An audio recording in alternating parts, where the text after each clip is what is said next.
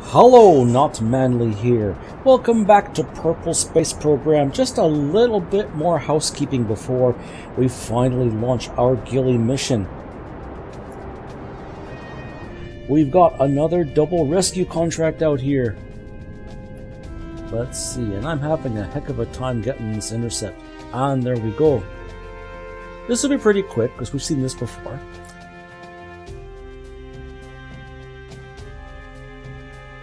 And there we go. You may have noticed something just a moment ago. We've got, finally, Doug Kerman makes an introduction in here. And Gerwin is going to go fetch him.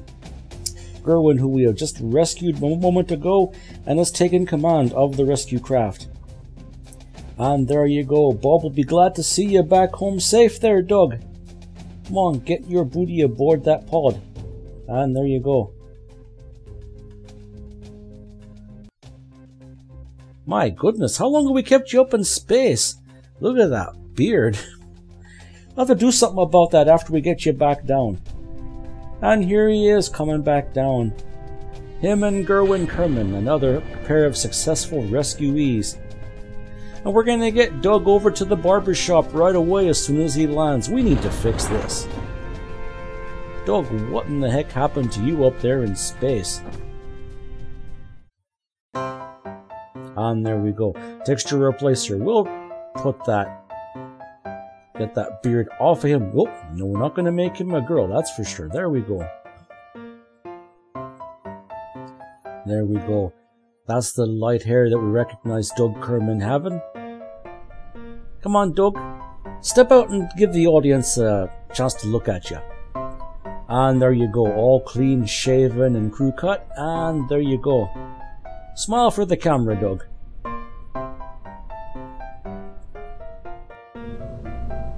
Now let's get to our geostationary orbit satellite. The Rick Kerman report has asked us to put one of these things up in space, and it's good because we need a few of these things up in geostationary orbit anyway. So this will be our first geostationary satellite. We're going to use the 1.25 meter fairing, and we're going to enable internal trusses and interstage fairings so that we can install some relay dishes. We'll use the cubic octagonal strut to attach to the internal nodes there, and we will attach some dishes to the cubic octagonal strut. There we go. 4 relay antennas should be enough until we can get larger relay antennas. We'll add some batteries in here, and we'll add some additional small reaction wheels to make the satellite a little more controllable. And there's our fairing. Let's make sure we close up the ends of that so that none of the satellites get exposed to that really thick atmosphere of Eve during takeoff. And there we go.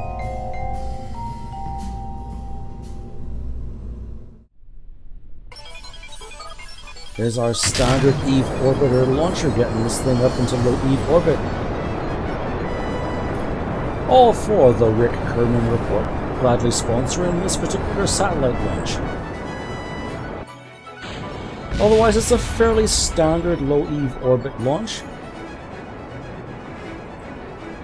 That payload isn't much heavier than what we've been sending up there before, so we can use the same launch vehicle we've been using all this time.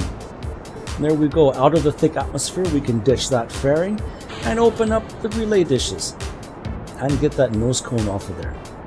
At least as soon as we get up there high enough, maybe we can get that nose cone off of there. And there we go. Goodbye, nose cone. See you back in the atmosphere. Now, a geostationary orbit above Eve is just over 10,000 kilometers up. Eve rotates every 22 hours and 22 minutes, and getting up to 10,000 kilometers takes about 4 hours 22 minutes. So what we need to do is we need to make sure that our satellite is in position at the right time and not 4 hours beforehand. 4 hours 22 minutes out of 2222 is about 70 degrees or 19%. There we go. So what we want to do is we want to set our target apoapsis 70 degrees counterclockwise from our target. In this case, the target is very, very close to the Kerbal Space Center as specified by the contract. There we go, lining that up.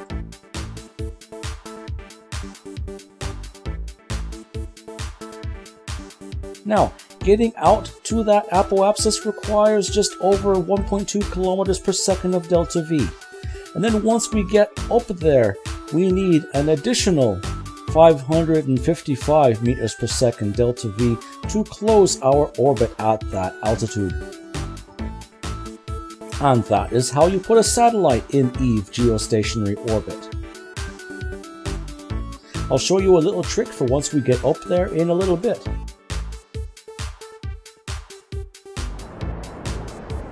And there we go, ejecting this satellite out to 10,000 kilometers up. And then we check to see if we're over our target, and we're over our target, but we are missing some components. Always check the contract before launch. We are missing some components that the contract has requested. So we try this again. A quick reload and a relaunch later, and now we're back up there, and we're going to check the contract to make sure that it's complete this time.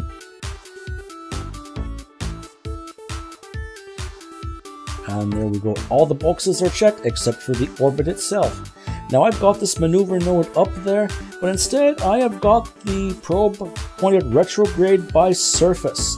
Since a geostationary orbit would have a surface speed of 0 meters per second ideally, let's just burn until our surface speed is 0 meters per second. Simple, isn't it? And all you got is a probodobodyne HECS probe that can only burn prograde or retrograde hold. This makes perfect sense. There we go. And once we get up there, we will lower our thrust and try to make this as precise as we can so this satellite stays exactly in the same place above Eve. 4 meters per second, come on. 3, 2, 1. Just a little more.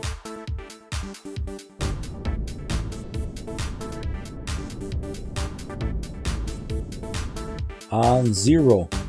We are now stationary above Eve. Contract complete. Let's just go over that sheet. Yep, all the boxes are ticked. Contract complete. We'll now have a better chance of getting the signal out to probes in nearby Eve space. We are finally getting ready, however, for our Gilly mission, and we are starting by sending Bob Kerrigan up in what looks like our standard single high orbit rescue craft. This craft, however, has got the experimental storage unit on the top there and a docking port. And we have a nose cone attached to the top of the docking port, which we will detach once we are high enough in the air. That just helps with the initial ascent, making sure we are reasonably aerodynamic.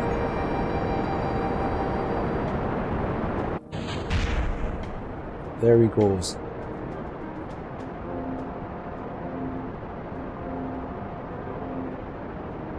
On this craft, I've got our probodobodyne HECS there. I've got some additional solar power panels.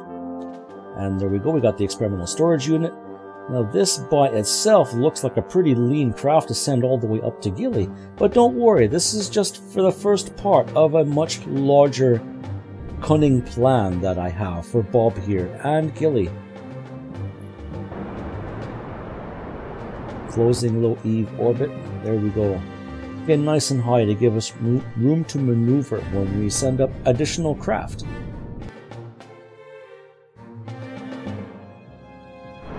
The first craft we are sending up to meet up with Bob is a tanker.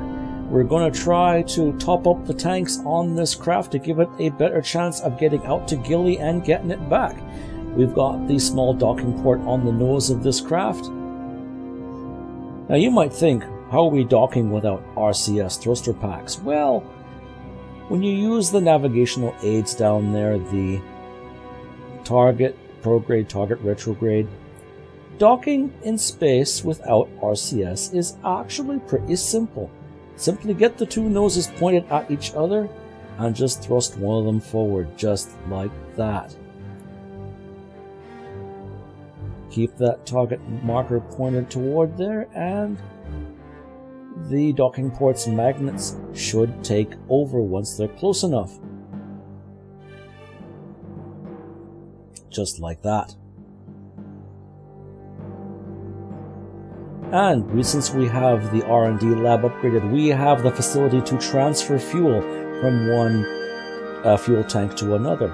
Even across docking ports where we don't even actually have any fuel hoses. Taking advantage of Kerbal Space Program's little idiosyncrasies as such. We'll just pretend there are fuel hoses inside those docking ports for now, eh?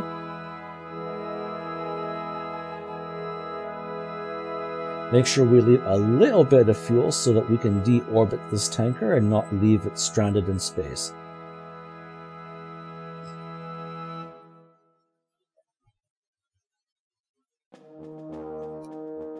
There we go. Phase 2 is complete as soon as we deorbit this, and oddly enough we get credit for docking maneuvers and constructing the first station? Well, I suppose, sure, why not? And here is part 3 of the Gilly mission.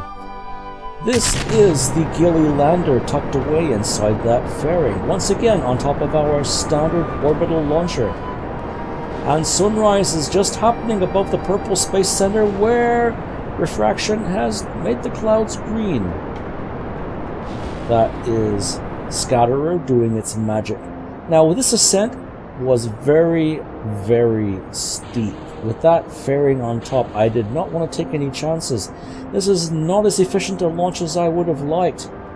But hey, this craft should have enough Delta V to get and catch up with Bob's craft.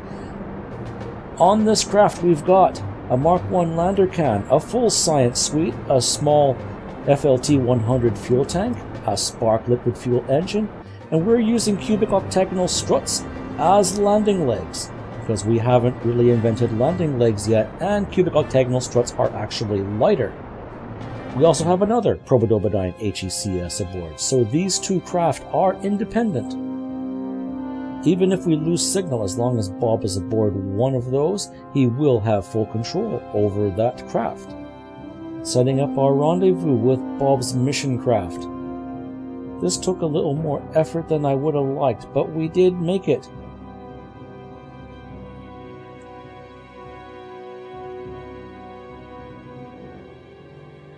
All eyes are in the skies as we put together our first craft for Gilly, assembling this craft in orbit.